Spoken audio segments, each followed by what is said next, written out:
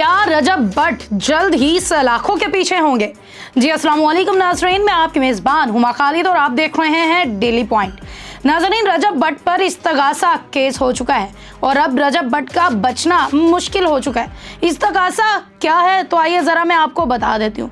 नाज़रीन, इस्तगासा कहते हैं एक ऐसा केस जो कि पुलिस के थ्रू नहीं होता, मतलब कि एक मुद्दई जो है वो पुलिस के पास नहीं जाता, ना तो पुलिस के पास जाकर वो एप्लीकेशन देता है, ना FIR दर्ज होती है, बल्कि वो सीधा अदालत में मजिस्ट्रेट के सामने पेश होता है और उन्हें अपनी दरख्वास्त देता है कि ये फ़लाँ मेरा जो है वो मुल्जिम है और इसको आप बुलाएं, इससे बात करें और मेरा मसला हल करें। अब ये केस जो है वो किसने करवाया है रजब भट्ट पर कि रजब भट्ट को सीधा अदालत के थ्रू जो है वो आना पड़ेगा? नाज़रीन, ये केस करवाया आयशा जट ने। जी हाँ, वही आयशा जट जिनके साथ रिसेंटली एक कैफ़े में जो है वो तशद्दुद का मामला हुआ, फायरिंग भी की गई, उन्हें और उनकी बहन को मारा भी गया और वीडियोस भी बनाई गई और बाद में सोशल मीडिया पर वायरल भी कर दी गई। उस केस में आयशा जट ने रजब भट्ट को नामजद किया था कि मेरे ऊपर ये जो हमला है ये रजब भट्ट ने करवाया और इस वजह से करवाया कि इससे पहले जो एक केस है मैं उस केस को वापस ले लूं। बादशाह उन्होंने 10 जुलाई की एक वीडियो भी लीक की जिसमें देखा जा सकता है कि रजब भट्ट आयशा से मुलाकात करें और आयशा से ये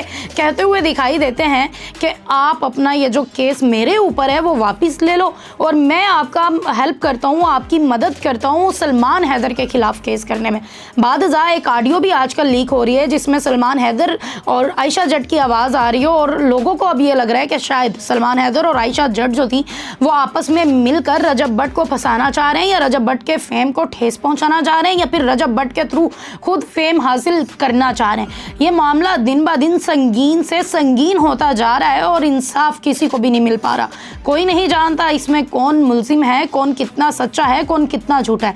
और अब तो आयशा जट की निकाह की तस्वीरें और वीडियोस भी सोशल मीडिया पर वायरल हो रही हैं कि आखिर आयशा जट का निकाह किससे हुआ है। आयशा जट किसी लड़के से ताल्लुक में थी बड़े अरसे से और उन्हीं के साथ उनका ये निकाह जो है वो हुआ है। सलमान हैदर के बाद उस लड़के ने आयशा जट का बड़ा साथ दिया, लेकिन अभी तक आयशा ने उस लड़के को एक्सपोज नहीं किया, उस लड़के को सामने नहीं लेकर आई। शायद वो ये चाहती हैं कि वो लड़का जो है वो सुर्खियों का हिस्सा ना बने और उसको ऐसी वैसी किसी बात में ना घसीटा जाए जो सब आयशा फेस कर रही है।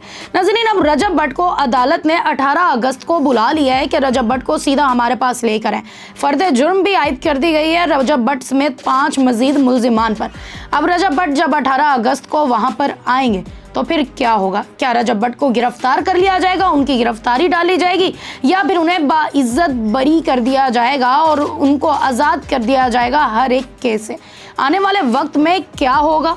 कौन कितना सच्चा है, कौन कितना झूठा है, कौन किसका फेम हासिल करना चाहता है, ये सारी चीज़ें अब क्लियर हो जाएंगी। पहले तो ये मामला पुलिस के हाथ में था, इस वजह से कई अरसे से ये मामला जो था वो लटकाया जा रहा था, किसी को इंसाफ दिया नहीं जा रहा था। लेकिन अब अदालत के पास जो है वो ये केस जा चुका है, तो हमें उम्मीद है कि जल्द इस केस को क्लोज किया जाएगा और जो भी इसके अंदर गिल्टी है उसको उसके कैफिर किरदार तक पहुँचाया जाएगा और जो इसके अंदर मजलूम है उसको इंसाफ दिलवाया जाएगा, क्योंकि हमें हमारे कानून पर पूरा यकीन है। आपकी इस बारे में क्या राय है कमेंट्स में ज़रूर बताइएगा। मुझे दे इजाज़त, मिलते हैं अगले व्लॉग में, तब तक वस्सलाम।